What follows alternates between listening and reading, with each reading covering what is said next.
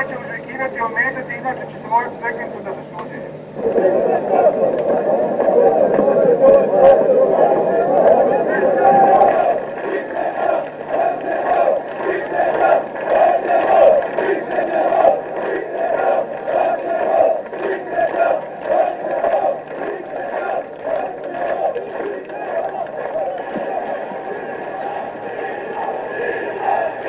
Optužen je Abdić Fikret, Akija Puzdirac,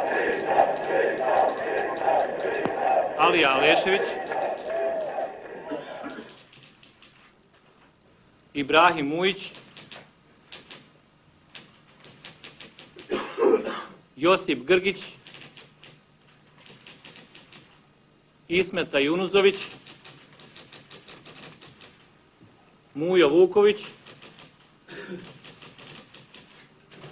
u krivičnoj stvari protiv Abdić Fikreta i drugih zbog krivičnih dijela kontrarevolucionarnog ugrožavanja društvenog uređenja iz člana 114 podižem optužnicu protiv Abdić Fikret u svojstvu predsjednika poslovodnog odbora složene organizacije udruženog rada Agrokomerc iz Velike Kladuše, znajući za veoma nepovoljnu financijsku situaciju SOUR-a Agrokomerc, usmjerili finansiranje i daljnji razvojni program Agrokomerca putem nezakonitog pribavljanja financijskih sredstava, izdavanjem mjenica bez nastanka dužničko-povjerlačkih odnosa i njihovim eskontovanjem kod banaka, da će izazvati poremećaj u bankarskom i kreditno-monetarnom sistemu zemlje, uticati na posticanje faktora inflacije u zemlji, dovesti u pitanje normalno funkcionisanje bankarskih organizacija. Ja nisam razumio ni jednu od 5 optužnica koje mi se stavljaju na teret. I to je sasvim normalno obzirom da od prvog dana tvrdim da su one sve montirane, a samim time su i nerazumljive i zbog toga i ne mogu reći da sam bilo koju od optužnica razumio.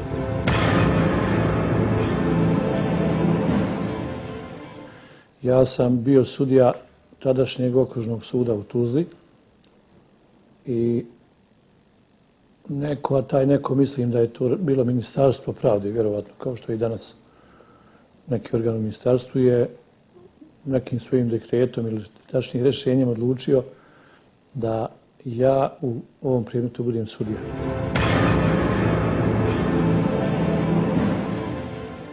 Ja Fikreta Abdića poznajem iz zatvora Luke u Bihaću, kada sam došao po ovlaštenju njegove supruge Fazile da ga branim u aferi Agrokomerc, kad je Fikretu Abdiću stavljena najteža optužnica u bivšoj Socijalističkoj Federativnoj Republici Jugoslaviji, kontrarevolucionarno ugrožavanje društvenog uređenja SFRJ iz člana 114 krivičnog zakona tadašnje Jugoslavije, gdje mu je bila zapriječena smrtna kazna. Mislim da je taj sud, kome sam ja bio predsjednik vijeća, to radio najprostije rečeno po zakonu i da je po zakonu i okončan i donešena presuda. Baš sam se danas malo podsjetio, 20-ak strana presude je osuđujući dio. Svi su oglašeni krivim za ono što je sud našao da su krivi. Ja sam na Saveznoj vladi, na jednom sastanku na kome se to raspravljalo i na sastancima ovdje, insistirao da se to mora raščistiti i da mi moramo i sebi i svijetu kazati da ćemo tu do kraja zakon primijeniti. Da repariramo štetu koja nam je nanešena, a znate, poslije afere Agrokomerca ovdje se stvorila se jedna situacija u zemlji, jedan negativan odnos prema Bosni i Hercegovini. Dakle, ne negativan odnos prema jednoj aferi koja se pojavila, nego negativan odnos prema Republici, a mnogi naši kadrovi u federaciji su prosto bili pod tim kompleksom, pa su šutili na sastancima na kojima se raspravljalo o nekim pitanjima odnosa u zemlji, ekonomske politike u zemlji, za koje je Bosna i Hercegovina vitalno zainteresirana. Fikret Abdić je bio vrlo sposoban da se brani, vrlo vješto je iznosio ekonomsku argumentaciju o gigantu kojeg je stvorio, o gigantu Agrokomerc koji je bio najmoćniji prehrambeni kombinat u Europi, pa možda i na drugim kontinentima, jer su Amerikanci bili veliki potrošači robe Agrokomerca.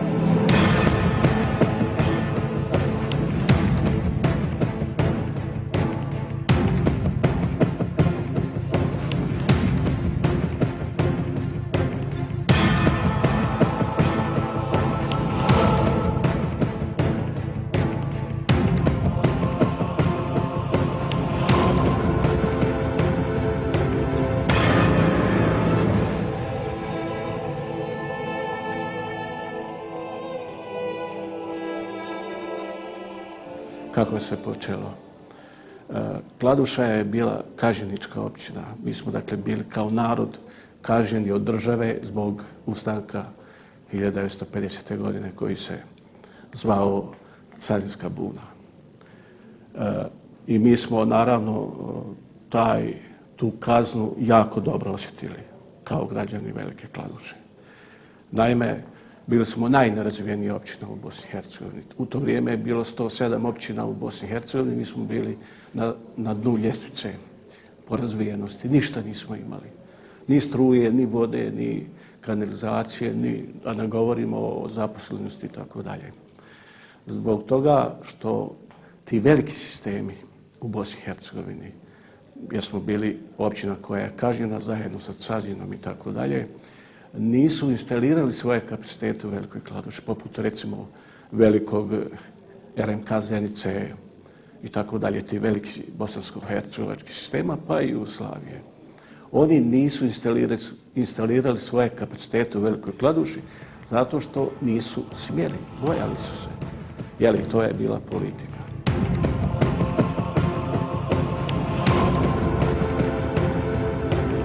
Na račun nekih tadašnjih političkih krugova odlučeno je da se napravi jedna firma pod nazivom ujedinjenje dviju firmi Agromerkantilije i Trgo-Krajine. Nastaje Agrokomerc koji trebao da bude i postaje kasnije nosioc razvoja ovog kraja. S tim da je njegova suština bila da on promijeni svijest ovog naroda, da se zaboravi taj period totalne izolacije i da u stvari se kroz taj ekonomski razvoj pripremi jedna situacija da ljudi misle pozitivno u smislu da ekonomija donosi sve, a ostalo je nebitno. Mi smo imali dnevno dolaske delegacija sa prostora Bosne i Hercegovine i Jugoslavije. Sve te delegacije su dolazile sa namjerom da zapravo raspitaju se kakav je to recept Velike Kladuše i Agrokomerca. Šta se to dešava kad se tako Agrokomerc brzo razvija i kako to da je Kladuša tako brzo izašla iz reda izrazito nerazvijenih općina. U to vreme mi nismo imali nikakvu prehrambenu industriju, ni P od prehrambene industrije nije bilo. Tek ćemo startati sa izgradnjom prvih farmi koka nosilja i to nije išlo baš tako jednostavno i lako. I kada je gospodin Abdić predlagao u Skupštini općine da se gradi prva farma sa svega 100.000 koka nosilja, znači 4 hale po 25.000 koka nosilja, to nije moglo proći na 2 skupštine, nikako. Jer su smatrali da je to megalomanija, to je bilo svega proizvodnja u to vreme neki 36 miliona komada jaja. Da je on kojim slučajem tada predlagao da ćemo mi imati proizvodnju 1.250.000 koka nosilja, da ćemo proizvoditi 1.000.000 komada konzumnih jaja dnevno, da ćemo proizvoditi 24 miliona komada brojlera, da ćemo proizvoditi 2,5 miliona komada purana godišnje, da ćemo proizvoditi 7 miliona komada kunića godišnje i tako dalje, vjerovatno bi ga strpali u vrapče i proglasili neuračunljivim, jer to nemoguće je bilo shvatiti uopće i tako dalje.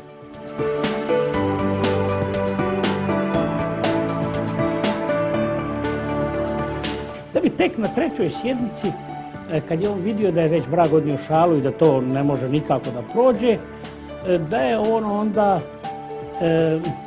posegnuo za, on je vidio da jedino što pali, posegnuo je za nekakvim sredstvom koje sad ne bih htio da govorim i rekao je ili ćete glasati za ovo ili iz ove sale niko živ izaći neće.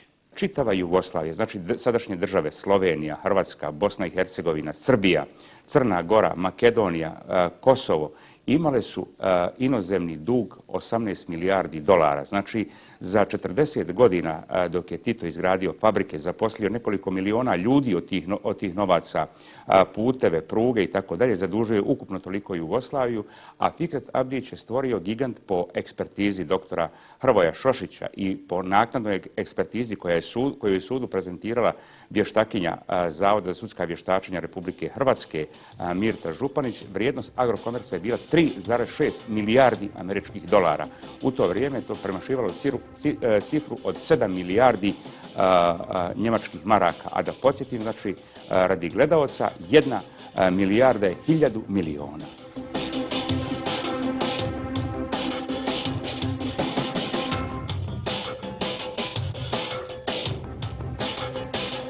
Znači, to je zaista bio jedan gigant čije su hladnjače krstarile svakodnevno čitavom Europom i svaki tadašnji građanin Jugoslavije mogao je vidjeti Agrokomerc, Velika Kladuša, njihove hladnjače kako snadbijevaju potrošače po čitavoj Europi. Odlukom tadašnji opet te države, odlukom tih političkih krugova na nivou države tadašnje Jugoslavije stvara afera Agrokomerc koja nije bila jedina u ex-Jugoslaviji, već je jednostavno bila posljedica dešavanja u ekonomskim odnosima zatvorenog ekonomskog prostora.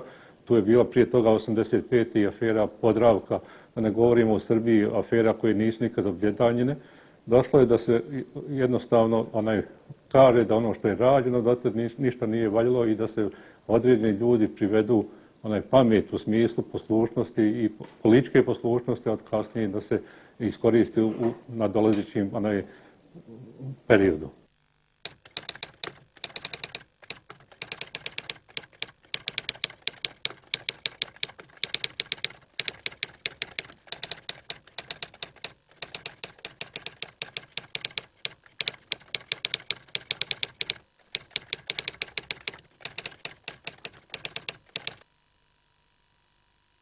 U 1987. godini Fikret Abdić je bio već uhapšen, a Stanko Tomić je bio generalni direktor ili predsjednik poslovnog odbora, kako se zvalo tad, RMK Zenica. Mi smo izvezli betonsko željezo u vrijednosti od 3.500 tona kafe. Jedan fini posao. Mi nismo mogli to betonsko željezo izvesti preko luke Ploča jer je zakrčeno bilo od tog željeza dosta, nego smo preko Slovenije izvesti. Ali da RMK je dužan da da Agrokomercu da kafu preradimo i da distribuiramo našim kupcima posljednje. To znači riješeno sve. Završni razgovor nas dva kod njega u kabinetu smo imali i jadni Stanko, ja sam pošao razgovarati na ovaj način ko glasnije malo, onda mi je Stanko pokazao gore prstom ko biva prisluškuje se. Tu sam ja malo bio zatečen. Kad smo završili, u 9 navečer sam ja krenuo iz Zenice prema Sarajevu i na raskršću za Travnik su me zaustavili, kontrolisali, dali i na sljedećem parkingu su me ponovo zaustavili, policija.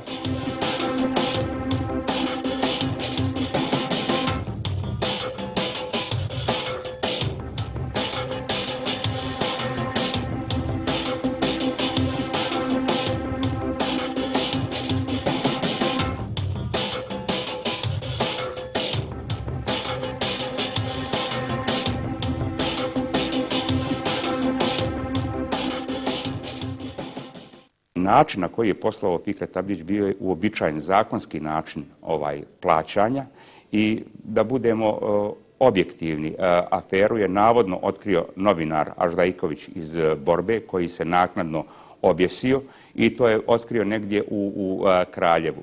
Ja kada sam ušao u predmet, mene je telefonom kontaktirala novinarka Borbe Dragica Pušonjić koja je bila ispred službi sigurnosti Jugoslavije zadužena za taj predmet i sticajem okolnosti Dragicu Pušonjić ću upoznati u Sarajevu kada je došla za šefa dopisništva po zadatku i bila je prva susjeda prvog predsjednika Bosne i Hercegovine Alije Izetbegovića. Znači, toliko je to bilo projektirano da je ona bila zadužena prva uz njegov stan.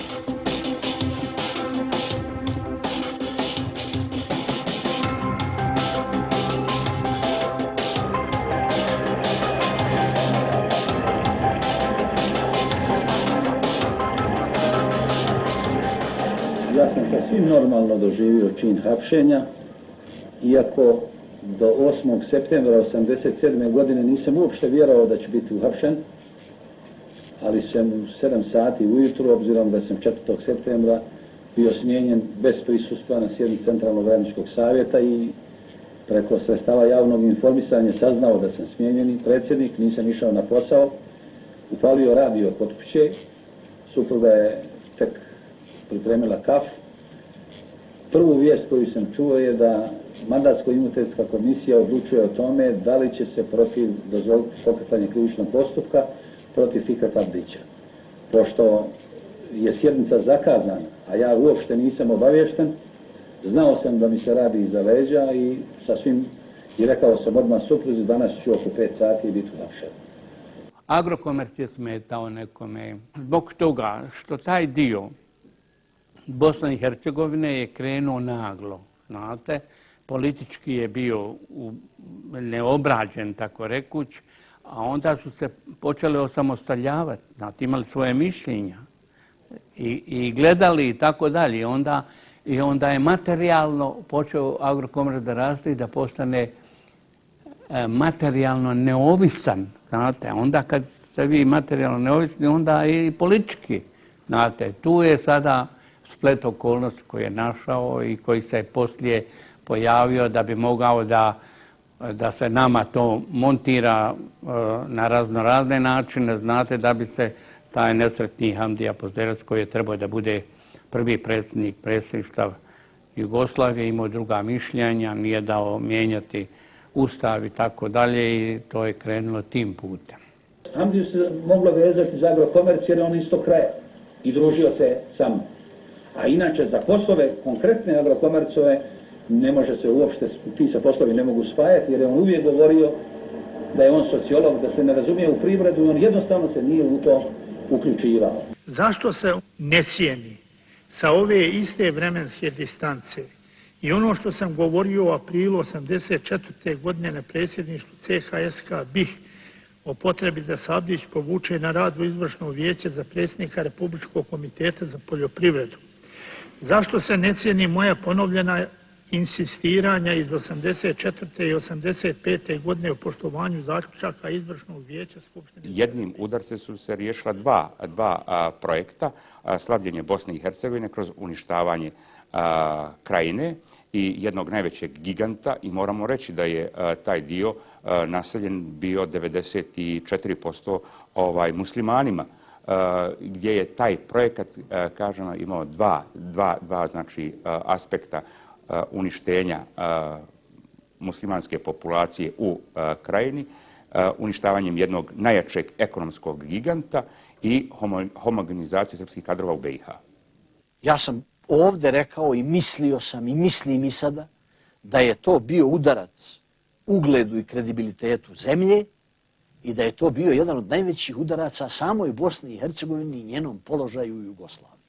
Oni su oglašeni krivi, nisu oglašeni za onu kontrarevoluciju za što su bili optuženi. Fikret Abdić je oglašen krivim za zloupotrebu ovlaštenja u privredi, tadašnjeg krivičnog zakona, zloupotrebu položaja ili ovlaštenja. Svi su oglašeni i osuđeni. Fikret Abdić je osuđen na jedinstvenu kaznu zatvora 4 godine, Ali Alešević 2, Josip Grgić 1 godinu i 6 mjeseci, Ismet Junuzović 1 godinu i 2 mjeseca, Mujo Vuković 1 godinu. Tražio sam vještačenja, nisam ih dobio, ona su rađena sa zakašnjenjem od preko 2 godine. Namjerno je to urađeno zbog toga da mi se zadržalo duže u pritvoru. Tražio sam da mi se dokazi daju konkretno zbog čega sam pritvoren, to nisam dobio u istrazi, zato istraga nije ni provedena i zbog toga sam na sudskom procesu ja tako dugo govorio, jer je istraga upravo vršena na sudskom procesu.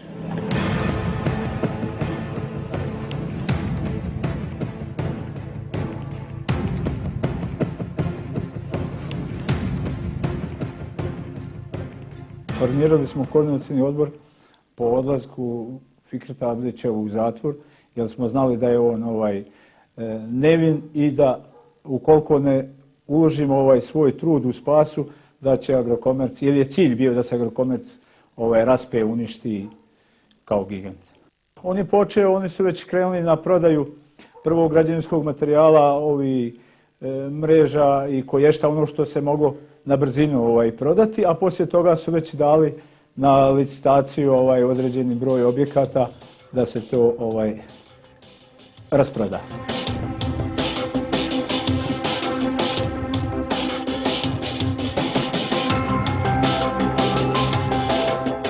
Mi smo bili istrajni na tome, čak se štrajkovalo i glađu da bi to spasili. Išli smo u Beograd, u Savezno izvršno vijeće. Vjerujte da su nas gore primili i s nama razgovarali u Saveznom izvršnom vijeću. Poslije toga smo išli 2 puta u Sarajevo i istrajali smo na tom putu za spas imovine. On je bio u pritvoru 1 godinu, 1 mjesec i nešto dana. Poslije je pušten iz pritvora, osuđen je, pa je dostavljena presuda po žalbama, a onda je Fikret, dok se to sve dešavalo, postao član predsjedništva, ono bilo glasanje, pa je on dobio najviše, najmanje koliko je dobio iz glasova. I ja nemam dalju presudu posle ove, da tako kažem, naše, a drugostepena presuda, koliko ja imam negdje saznanje, je takva da ukida i ove 4 godine i predmet vraća na ponovno suđenje.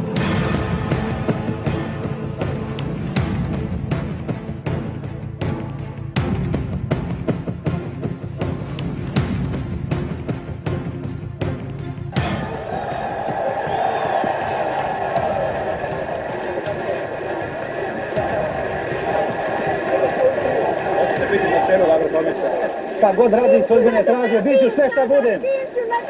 Da, neću gore srve. Doćemo onda, ne moramo da... Samo ovdje će imati manje posla. Ne, nikad nisam razmišljao izbaciti iz pritvora. Moje je bilo da dovedemo ovo do kraja. I posle nastava kao i prije. Nikakvih promjena, jer sam ja radio posao časno i pošteno. Obučavao se da ga časno i pošteno vodim. I vodio svim bićem svojim, a najbolje se vide ovi potvrđuju kako sam to radio. Inače su me predstavili, vi ste krivi, predstavili ste me kao moćnika, dobili ste informacije pogrešne i oko Zbanića, ali pogrešne, predstavili ste kao moćnika, kao tiranina ne dočekuju ljudi ovako.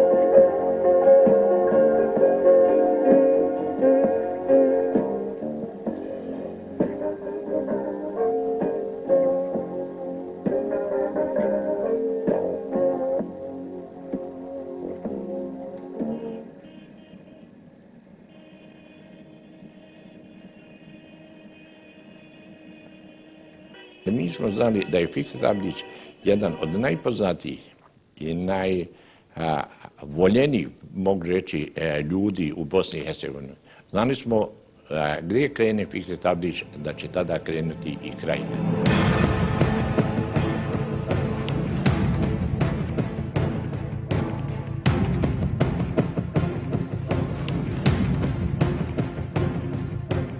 U jednoj improvizovanoj bosanskoj kući, u sobici jednoj, bile su 2 sobe, u jednoj sobici smo sjedili Alija Izetbegović, ja i Fikret Abdić, kada je Fikret Abdić i saopštio Aliji da će ući u SDA stranku, jer to zahtijevaju ljudi iz Agrokomerca. On je bio jako emotivno vezan za Agrokomerc. Ne samo da je Fikret Abdić dobio najveći broj glasova, jer najveći skup SDA i najveći skup muslimana u povijesti je bio u Kladuši. Jer tada je bilo između 350 i 400 hiljada muslimana. Do tada nikada nigdje ni za vrijeme stare Jugoslavije, Austrije nije toliki skup bio na jednom mjestu. Tada je već bila odluka, odnosno mi smo znali da Krajina pripada SDA. Nažalost, taj razdor je malo ranije počeo. Kada su završeni izbori, na sjednici predsjedništva stranke su izašle sa prijedlogom, to su bile 3 stranke, SDA, HDZ i SDS, da je prvi predsjednik je iz reda bošnjačkog naroda i predložili su Aliju Izetbegovića. I sve 3 stranke su po 2 glasa deponovali, ja sam bio iz reda ostali i ja sam onda glasao za Aliju Izetbegovića. On je bio jedno logično rješenje. Međutim, nakon to što je glasanje završeno, onda predstavnici iz reda SDS su počeli sa Fikretom. Šteta što ti nisi predsjednik, ti imao najviše glasova. U stvari, ti bi trebao da budeš predsjednik. Znači, počela je ta dupla igra. I onda je on odmah javno počeo da iskazuje to nezadovoljstvo. Da mu je uzet mandat i tako dalje. Tako da je, pravo da vam kažem, bila malo nesretna atmosfera.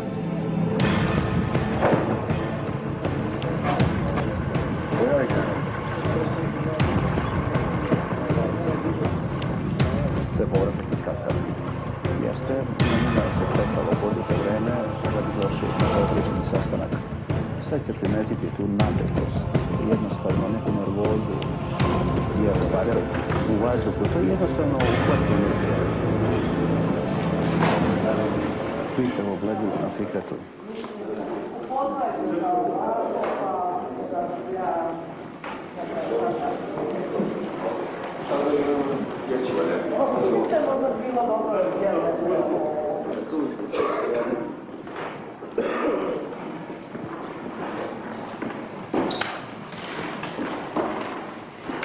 A što, gospodin drugi general?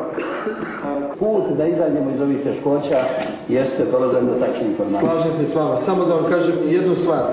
Ovaj automat je pravljen za muslimane. Zelene je boje, normalno automati se prave crne. Ovo je specijalno pravljen za muslimane, zelene boje, Made in Croatia. Znači, opet dolazimo da Ustaše su ušle u Bosnu i Hercegovini da rade te stvari putem vaših ekstremnih muslimana. O tome se radi. Znači, odavde, od ove ustaške šahovnice zlorno.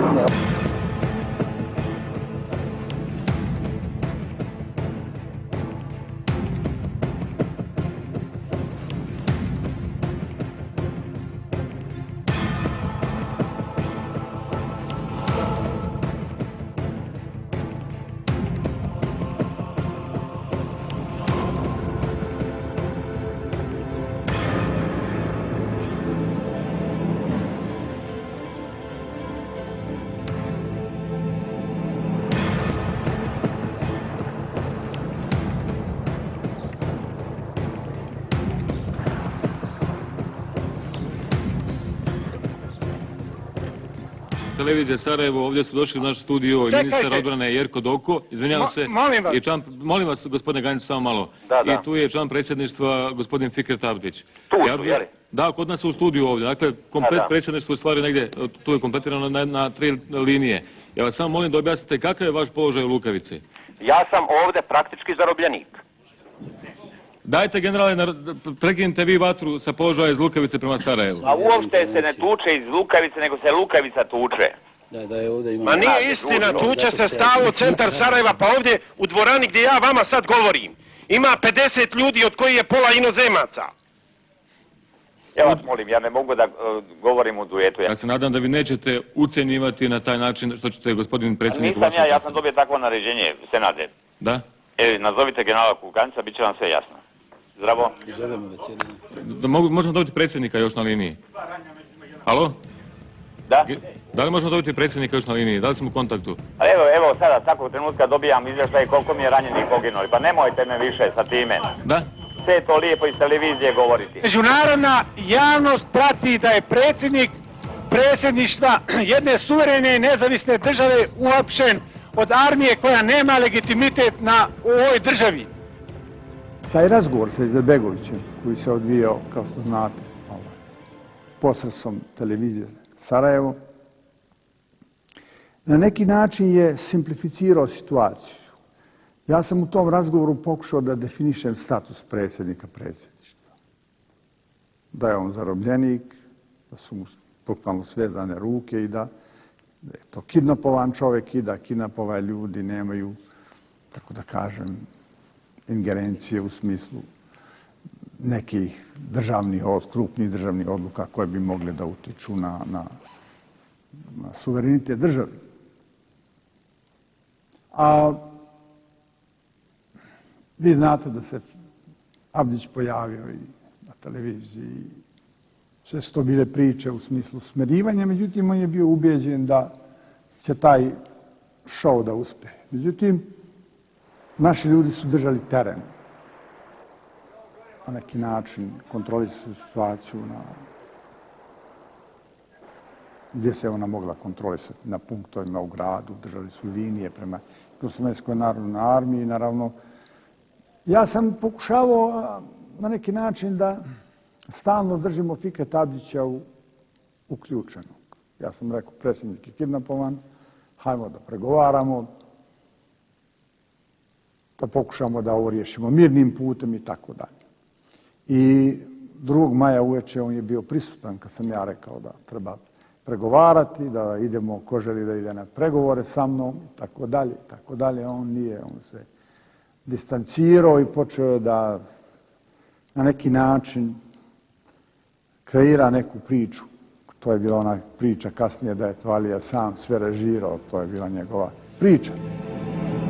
29. septembra 1993. Fikret Abdić Babo preuzeo je vlast u Velikoj Kladuši sa namjerom da isto učini i u Bihaću i uspostavio takozvanu autonomnu pokrajinu Zapadnu Bosnu po ugledu na takozvane srpske autonomne oblasti iz 1991.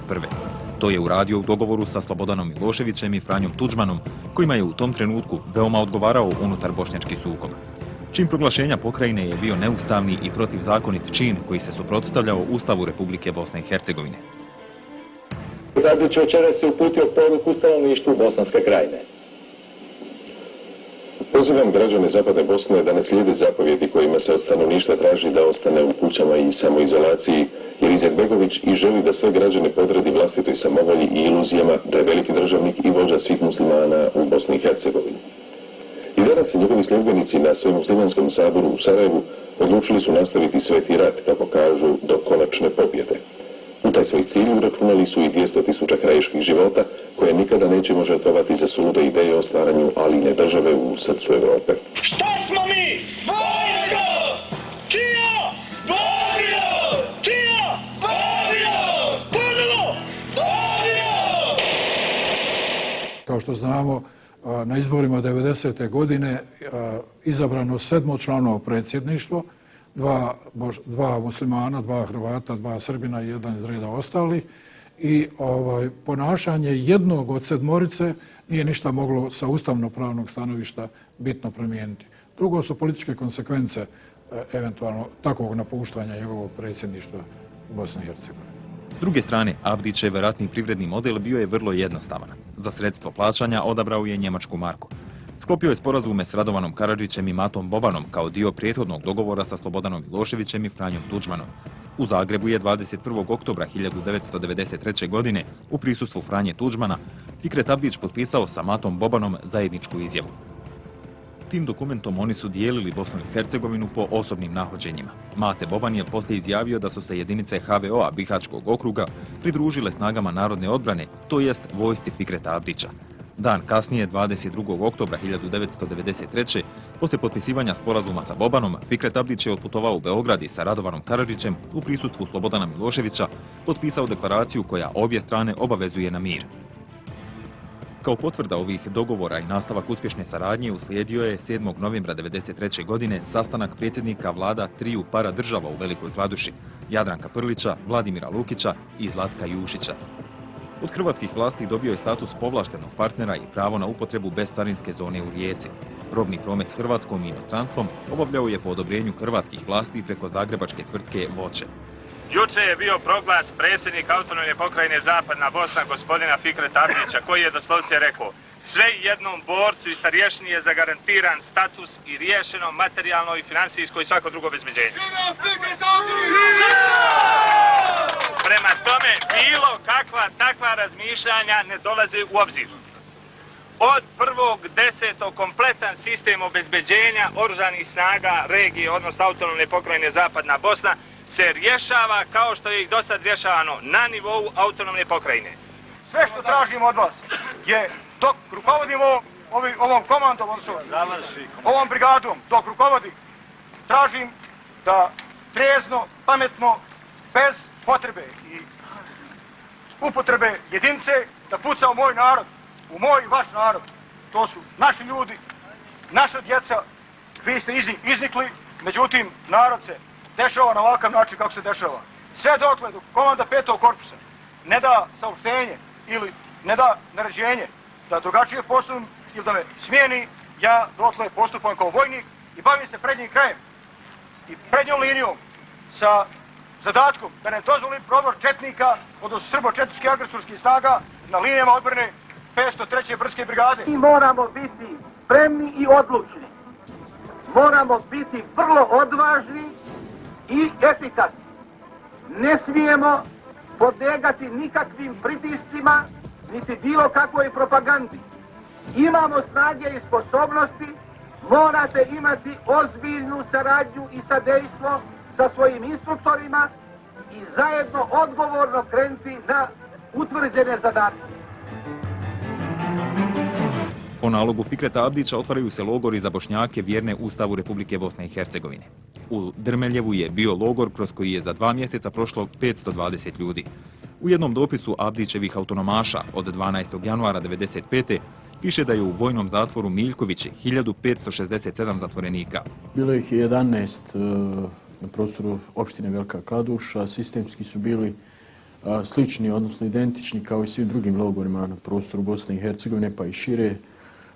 Maltretiranja, tuča i ubijstva koja se dešavala se znači uz znanje svih onih koji su od vrha autonomne pokrajine, znači od Fikreta Abdića pa dalje, bili upoznati s tim, jer faktički je nemoguće da se jedan broj ljudi zatvori u logor, a da to neko u Velikoj Kladuši ko obnaša bilo koju funkciju ne zna. Isto tako ubijstva, izvođenja, streljanja i tako dalje. Znači bio je jedan sistem kojim se htjelo zatrati pomisao na to da se neko odupre ideji Fikreta Abdića o formiranju autonomne pokrajine. Logore u Kladuši obišao je i Tadeuš Mazovjetski, specijalni izaslanik za ljudska prava, i nakon toga pisao Fikretu Abdiću upozoravajući ga da se ljudi drže bespravno, da su uslovi loši, da su im ugrožena sva prava, premlaćivanje i zlostavljanje i tako dalje, na što Fikret Abdić nije reagovao. Tad su otvorili Drmeljevo, tu nas je oko 600 civila dovezlo tu gdje nije bilo nikakvih uslova. To je bila jedna hala, prazna, beton je dole. Tu su nas držali 2 mjeseca. Ali prvi 5 dana su nas držali bez vode, bez hrane. Ljudi su pili svoj mokrić. Tu smo vršili malu i veliku nuždu.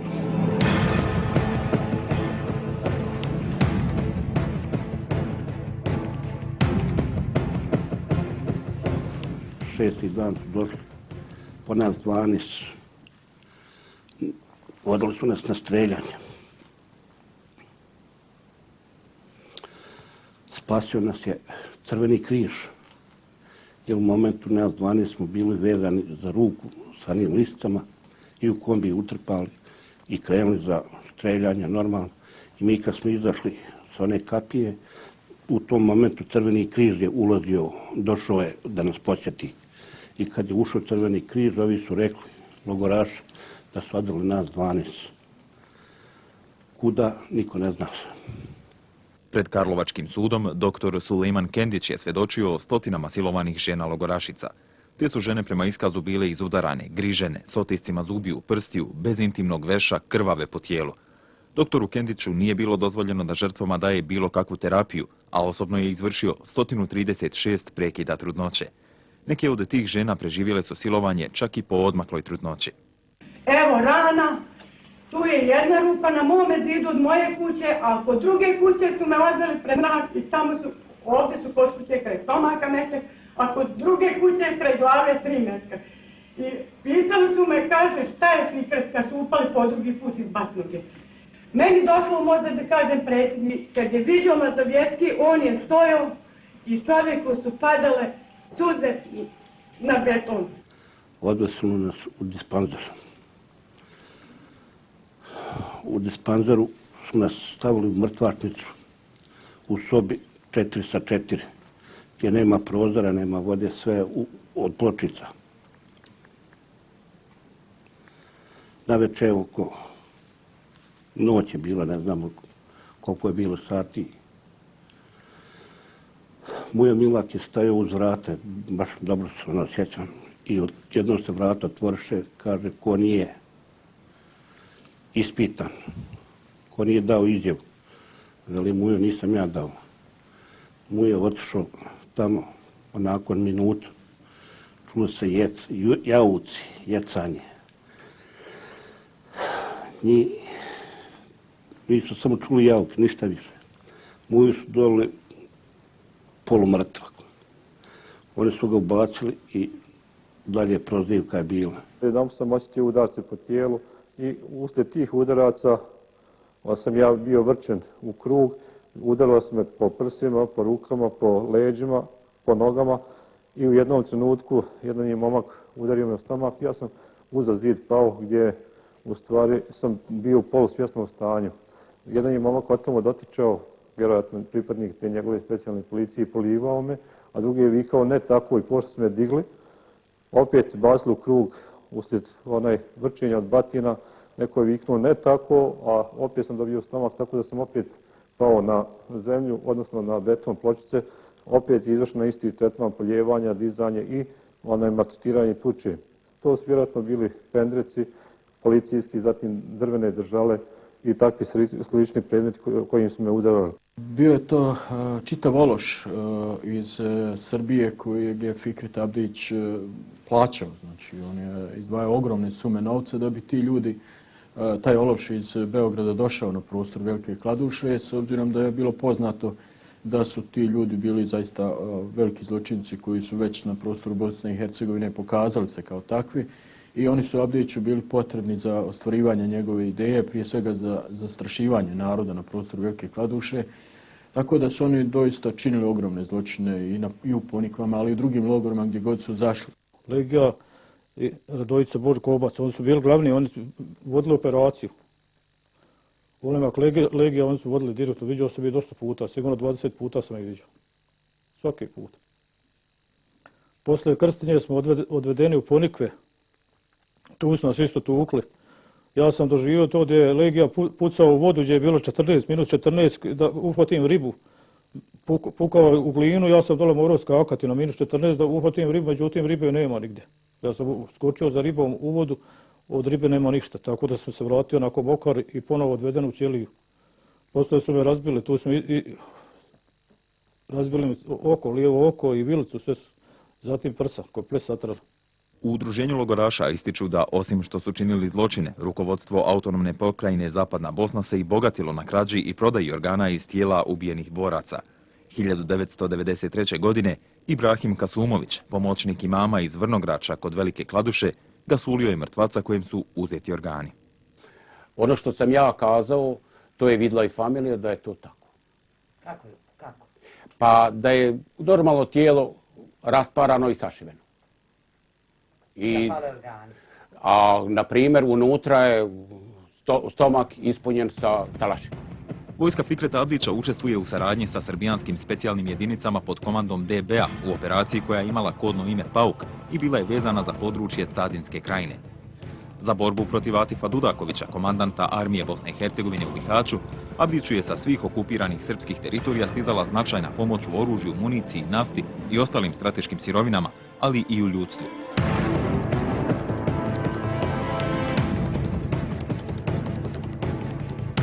Koliko je za Srbiju bilo značajno uspostavljanje Abdićeve državice, vidi se po tome što je na području Republike Srpske Krajine, uz samu granicu sa autonomnom pokrajinom Zapadnom Bosnom preko rijeke Une, u selu Šamarice, bio oformljen poseban štab za podršku Abdiću. Načelnik tog štaba bio je Jovica Stanišić, zamjenik je bio Frenki, ali je sa njima bio i general Srpske vojske Krajine Mile Novaković. Pomoć Fikretu Abdiću su obezbjeđivali Simatović i Stanišić, dovlačeći potrebnu robu za rat, od Arkanovih tigrova, preko Pantera Ljubiše Savića Mauzera do Škorpiona.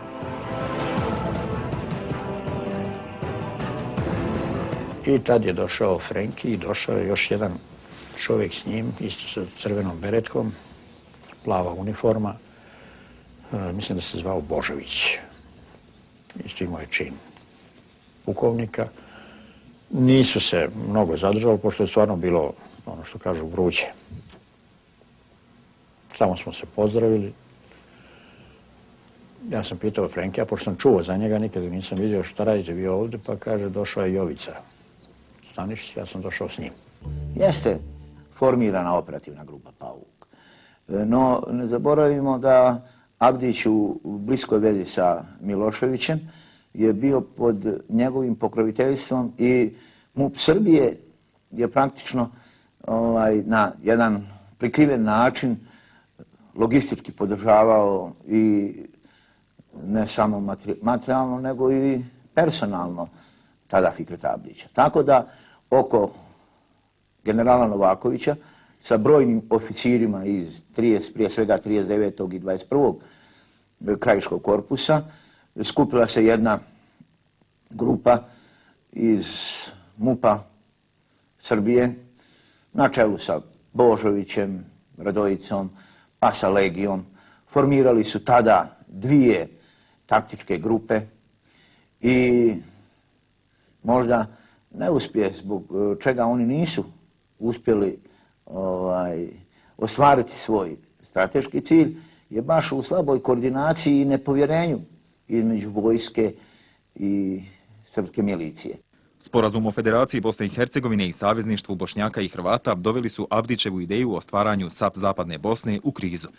Kada su jedinice 5. korpusa armije Bosne i Hercegovine pod komandom generala Atifa Dudakovića sredinom augusta 1994. godine umarširale u Veliku Kladušu, Fikret Abdić prelazi u Hrvatsku. Ipak, Abdić se nakratko vratio i uz pomoć Martićevih srpskih pobunjenika preuzeo Veliku Kladušu, nakon čega je proglasio takozvanu Republiku Zapadnu Bosnu.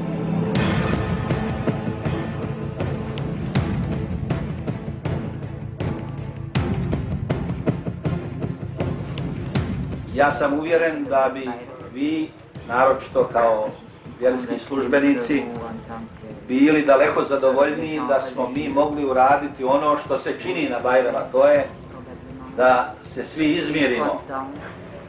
Međutim, ja vas uvjeravam da to nije moguće i da smo mi sa naše strane učinili sve da do ovog sukoba ne dođe. Bila je namjera da se u pregovorima sa Fikretom Abdićem zaustave te vojne operacije, odnosno da se na neki način spriječi masovan odlazak izbjeglica iz Bosne i Hercegovine u Hrvatsku uz sve garancije da će im se pružiti odgovarajuća zaštita od strane armije i civilnih vlasti. Također je u tom razgovoru posredovao je visoki funkcioner Ujedinjenih nacija Sergio de Mello, koji, kao što je poznato, kasnije stradao u Iraku. On je bio posrednik u tim razgovorima. Razgovori su vođeni u bazi UNPROFOR-a, u bazi Polje u Velikoj Kladuši, gdje je zapravo, ja sam direktno pregovarao sa Fikretom Abdićem, tražeći od njega da se ne odlazi stanovništvo i da prestane sa vojnim operacijama. On je insistirao na uspostavljanju primirja. Očigledno bilo mu je potrebno vrijeme, ne bi li pokušao da se pregrupiše i da ojača svoju vojnu poziciju. Razgovor su trajali negdje do 6 sati poslijepodne bez ikakvog rezultata. Na početku sukoba pripadnika Narodne odbrane Zapadna Bosna i 5. korpusa armije Bosne i Hercegovine, Nisveti Abdić iz Bihaća, vojska Fikreta Abdića je ubila brata. Nedugo zatim Nisveta doživljava novi šok. Njen suprug Hamdija Abdić, komandant bihačke jedinice Tigrovi, u noći početkom jula 1994. godine, ne objašnjavajući razloge, saopćava da odlazi u Veliku Kladušu, tačnije kod Fikreta Abdića. Tih dana Fikretova vojska, združena sa vojskom Republike Srpske Krajine i vojskom Republike Srpske i jedinicama srbijanskog MUP-a, pod komandom šefa Miloševićevog DB-a Jovicom Stanišićem, pokrenuli su odlučujuću ofanzivu za preuzimanjem Bosanske Krajine. Sarajevom se pročula vijest da je komandant 5. korpusa, general Atif Dudaković, poginuo. Državni radio Bosne i Hercegovine neprestano saopćava o teškom stanju u bihačkoj regiji i prenosi apele komande za vojnom pomoći. Takve vijesti dolazile su i do Nisvete, majke dvije bebe. Donio je dokument da je pripadnik armije Bosne i Hercegovine 5. korpusa. I rekao je, ako mi šta bude, ako poginem, nemoj da bude da sam poginu kao autonomaš. Samo to. U jednom momentu se desila jedna nekakva ideja. Meni je pala na pamet da pokušamo da izvučemo nešto oružja, municije od strane Fikreta tih snaga. Pošto sam ja faktički rođen tamo na toj strani, rođen sam na općini Cazin, pa imam tamo i tih nekakvih rođaka i tako dalje. Došao sam jednom kod Dudakovića i predložio mu da pokušam da odem dole, da napravim nekakve razgovore, da pokušamo izvući nešto municije. Ja vam to prihvatio.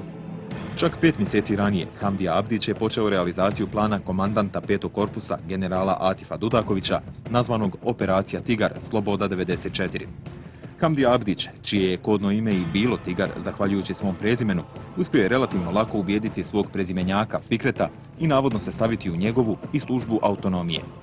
Fikret Abdić i cijela komanda Narodne odbrane Zapadna Bosna su nasjeli i čak u nekoliko navrata Tigru obezbeđivali novac za nabavku naoružanja. Za to vrijeme general Dudaković pripremao je finiš operacije.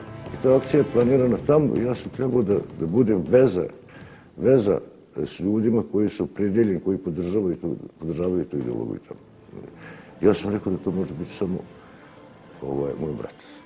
Pripadnici 5. korpusa su se postepeno ubacivali u redove vojske Fikreta Abdića.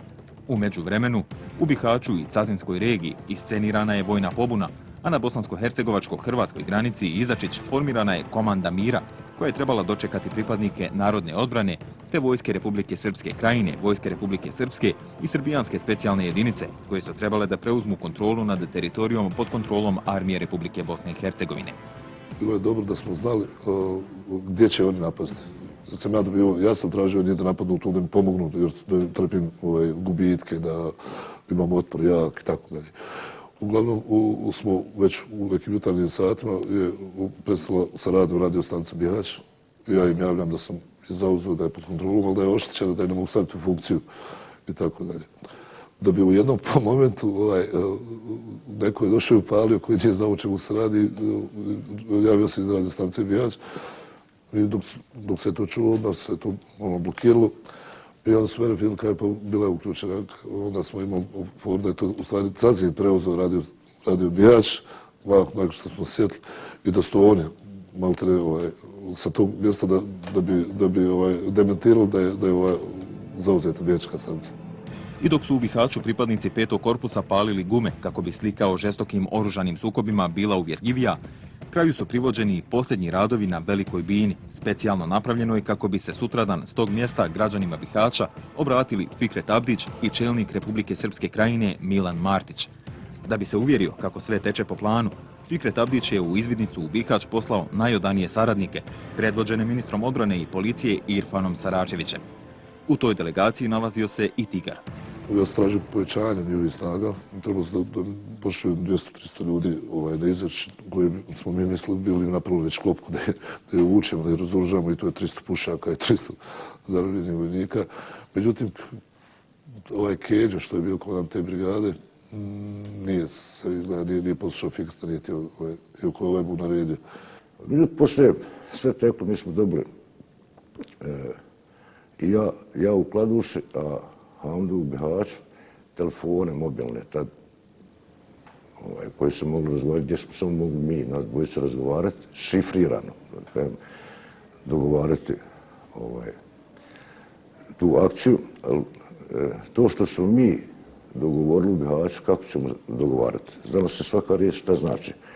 Jer ipak ovdje razgovarati to pa da neko prisluškuje, to je opasno bilo za njega ako otkrije šta u stvari govori, šta u stvari hoće da radi, a isto tako za mene tamo.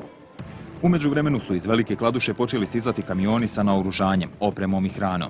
Vješto kamufliranom akcijom na Izačiću su se smjenjivali vozači i krcati kamioni su odlazili za Bihać. Petorica iz grupe koju je predvodio Irfan Zile Saračević je posumnjala da nešto nije u redu. Zanimljivo je da su i domaći i strani mediji nasjeli na Dudakovićevu taktičku igru, pa su u udarnim terminima objavljivali vijesti o padu Bihaća i vojnom porazu jedinica 5. korpusa. Radio dodaje da su jedinice Vojske narodne odbrane razbile jednu veću diverzantsko-terorističku grupu 5. korpusa u predelu Garavica u neposrednoj blizini Bihaća. Nezavisni radio Velkaton i dalje tvrdi da se u samom centru Bihaća i dalje vode žestoke bliske borbe između Abdićevih pristalica i pripadnika takozvane armije Bosne i Hercegovine. Međumuslimanski sukobi kulminirali. Alijini elitni tigrovi kompletno prešli na stranu Fikreta Abdića. Panično bježeći komandant 5. korpusa Atif Dudaković predao se pripadnicima Vojske Republike Srpske. Grčki list Elektrotipija piše da je veliki broj muslimana iz Izetbegovićevih jedinica u okolini Bihaća juče spas potražio kod Srba. Jedan od glavnih operativaca akcije, Tigar Sloboda 94, Mehura Selimović, ističe kako je sve obavljeno u strogoj tajnosti, a kao ilustraciju navodi da mu je tih dana i rođeni otac okrenuo leđa zbog izdaje i privrženosti vojsci Fikreta Abdića.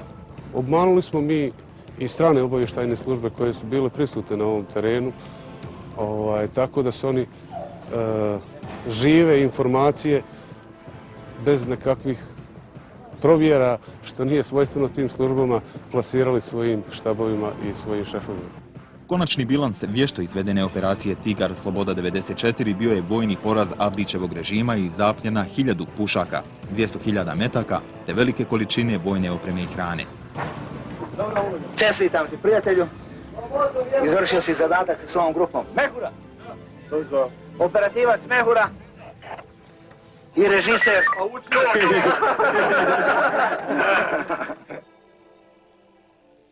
Fikret je došao u jednu situaciju gdje više nije vjerovao nikome, gdje onako informacije koje nije dao nikom ni u kabinet da mu uđe, nikom nije vjerovao, napravio smjene. U tom vremenu smo pohapsili određene ljude, njegove najbliže saradnike, neki su u borbi, poginuli i tako. Nakon akcije Oluja Hrvatske vojske 95. kada se ruši srpska paradržava u Hrvatskoj, armija Bosne i Hercegovine istovremeno potiskuje Abdića iz Cazinske krajine. U dvogodišnjim sukobima 5. korpusa sa združenim snagama Abdićeve vojske, Vojske Srpske krajine, Vojske Republike Srpske i jedinica srbijanskog DB-a ubijeno je oko 5000 Bošnjaka.